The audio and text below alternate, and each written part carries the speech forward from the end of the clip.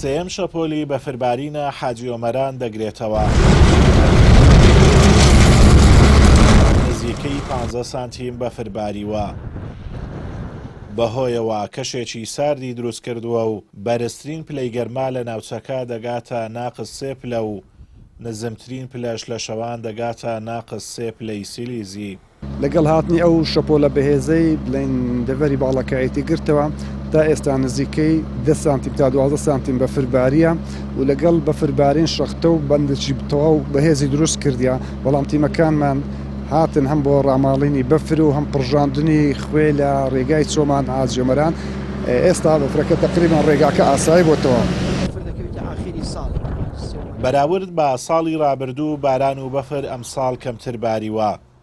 هاوڵاتیان لە حاجی ئۆمەران دەڵێن کەم ساڵ هەبووە وەکو ئەمساڵ ڕێژەی بەفربارین بەم ڕێژەیە کەم بێت. کەم باریوە لە ساو ساڵەکانی پێشتر. چەند ساڵێکە بەفر دەکەویتە ئاخیری ساڵێ مانجی 2-3 و ئەوانە بۆیە حاجی ئۆمەران پێویستی دائیمەن پێویستی بە بەفرشی زۆر بباری لەبەرەوەی هەم لە ڕووی کشت و کاڵی هەم لە ڕووی ئاژەڵداری زۆر پێویستی پێەیە. ساڵان قەدیم زوو مانگێک 20 و پاییزیوە بەرەخۆ دەدا. ئەگە بەفریش زۆر بی ئاو کانی و ڕووبار و شت ئاوەکەی زیاتر دەکا. ئەگەر بەفر و بارانیش نەبی بە خوددایە دەنا کەم دەکا. ئەوزار هەم شتێکیش بە خوددایە.